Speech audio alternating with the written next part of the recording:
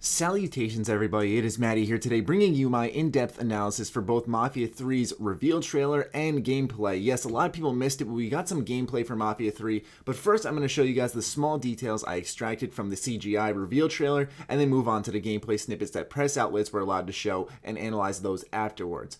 So let's get into what we learned. Mafia 3 is set in New Orleans during the Vietnam War in 1968. You play as Lincoln Clay, who is returning home from said war and is looking for a place to belong, considering he started off as an orphan, he couldn't find his place to belong, so he went to the war, and now he's back home in the black mob. Something he's apparently spent his entire life doing. And in this trailer, we learn that this Italian mobster killed Lincoln's, I say this in quotes, family. Judging by this happy reunion here, then we see the mobster's shoes here amongst all the dead bodies, and then when the mobster dies, we see his shoes here, knowing he committed all these murders and why Lincoln is killing him here. I figured I'd give some context to the situation as it makes the trailer just really impactful. And then finally, we know the faces of these four people. We obviously have Lincoln, but then we have Cassandra, Burke, and ladies and gentlemen, he's back, Vito Scaletta. Yes, that is Vito. We learned this in an interview with IGN, that Vito is back and he has aged well. You are looking great, Vito. And this is great. This means that you guys should all go back and play Mafia 2 because now they're really interweaving stories, because apparently the narrative is going to, these mobsters are going to impact the narrative and kind of influence decisions. Anyways, that's the CGI trailer. Let's move on to the exciting stuff with the gameplay.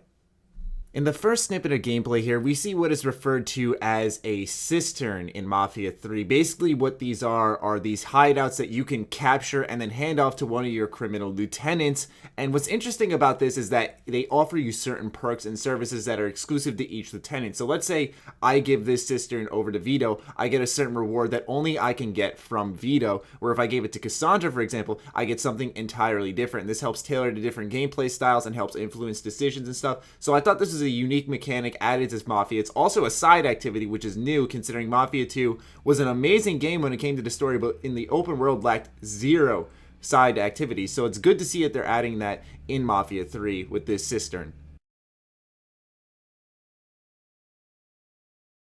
Now we're getting into the action-packed stuff. Right here we see Lincoln Clay vaulting over cover. This is new to Mafia because in Mafia 2, all you could do was hug cover and press LB to vault certain objects only when the game allowed you. So it's nice to see that they're adding this type of locomotion to the gameplay where I can move towards them and slide into cover whenever I want to. It's a little thing that we came to expect with the game, but nonetheless, it's an addition noteworthy.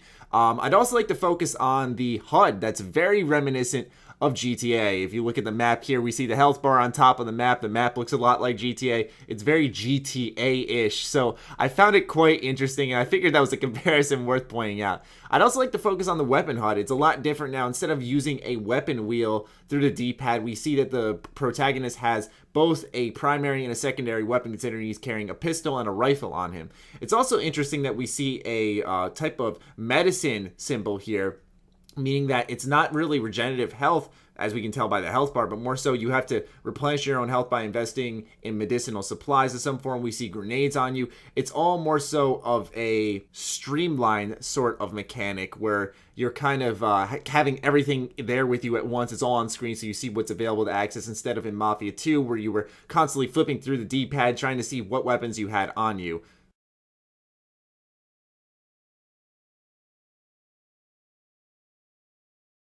What I'd like to focus on this screenshot here is the man shooting at you. Judging off the way he's dressed, he's another member of a separate mafia. And the reason this is so important to focus on is because Mafia 1 and 2 were all about going to become a part of the mafia, rising to power, getting the good life, and eventually having it all fall apart, obviously. But what's interesting is that they're taking the fight to the other mobs instead of trying to become a part of them and rise to power, which is very, very different in a mafia game. And I feel like this is something that could have slid under a lot of people's radars.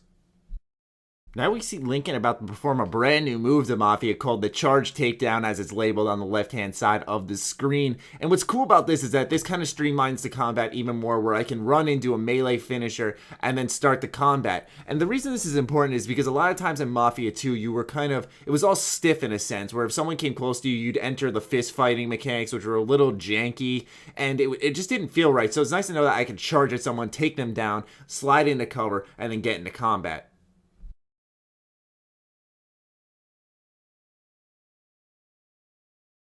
Here we see just how much the camera pulls in when you're aiming down your sights. I like it, but I feel like they should pull it out just a wee bit more, because that was one of the issues in Mafia 2, is that the camera was so far zoomed in when it came to the third-person combat that it really messed up your aim. When you're behind cover, it's a lot better now, you can tell in Mafia 3, but I still don't like the way when you're out of cover, how close up they put the camera to you. I hope they do adjust this a bit.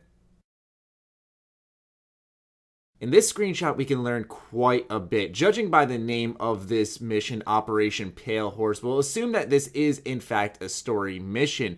With that being said, it's interesting that you have the option whether or not to kill or spare your passenger. Whether or not this is an option because you have just hijacked a car is beyond me, but let's say that he is most likely a victim in this operation. I'm going to assume that they're giving you the choice on whether or not you want to kill or spare the victim in this operation. Either you can do what the mafia says, you know, put your family above everything and follow the rules, or you can let them live and perhaps face the consequences later on. Because I doubt someone who hijack their car, I doubt they're going to sit in the passenger seat and be like, yeah, okay, why the hell not, right? So I assume that he's a part of this mission in some way. So it's interesting that they're giving you that choice.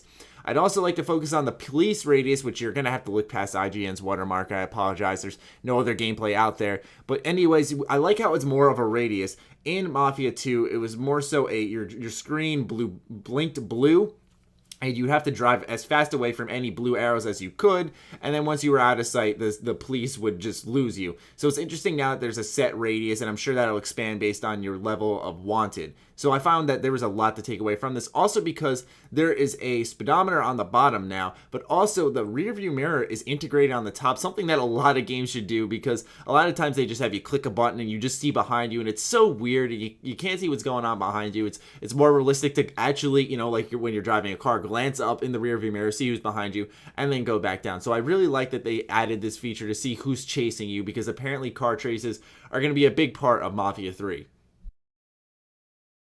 Only seconds later, we get something brand new, which is car combat in Mafia. We've never seen this before, especially while in the driver's seat. And what's interesting about this is that more so than anything, the reticle surrounding the tires of the cop car.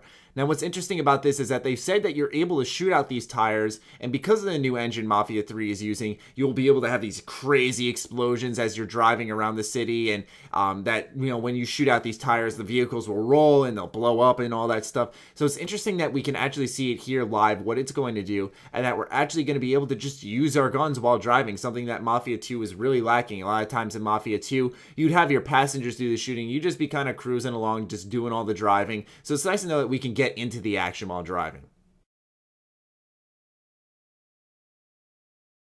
Now we're seeing a melee finisher, something that we have not seen in Mafia 2. Now in Mafia 3, you just see that Lincoln here stabs this guy to death brutally. But there's two other things I wanted to focus on mainly in this screenshot. Number one is that this building is open and you're able to just walk into it. Like I said, with games today, we've come to expect this, but in Mafia 2, you were not able to do this because of the technology holding it back. Everything was closed off. You just kind of had a city to walk around in, but you could not just openly enter buildings like we see here. It's not marked anything on the minimap. It's just a building there open for you to walk into, which is very interesting. I'd also like to speak of the phone symbol here on the bottom corner of the map. As we can tell, this means that we're going to have the ability to call off the cops and bribe them, similar to Mafia 2 where you're like, hey, I'd like to calm down the situation. That's back again, which is great to see. I absolutely love that feature in Mafia 2.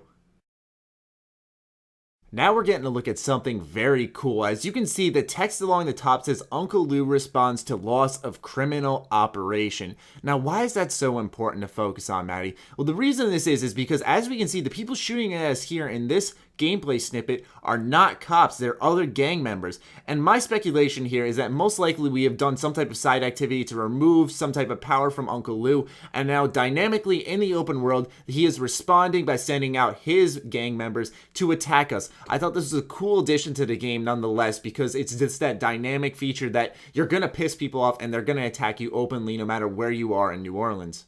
During this 13-second segment, you can see multiple things such as the car flipping over, power steering. You can also see the way the rain reflects off the ground. We can see the lighting. There's a lot of technical upgrades here. And finally here, we get a taste of the world we're going to be living in Mafia 3, where we see a Caucasian cop harassing an African-American male for what seems to be no good reason. And this was for the developer to bring the world to life more than everything. They said that they don't want to get on a soapbox or anything and make any big speeches or whatever, but they had to do this type of stuff to bring the world to life because this was the time period they lived in during 1968, and this is how things happened to be, unfortunately. So I thought that it was a bold move, but also an interesting one nonetheless, because they're really taking those chances to immerse you in this world.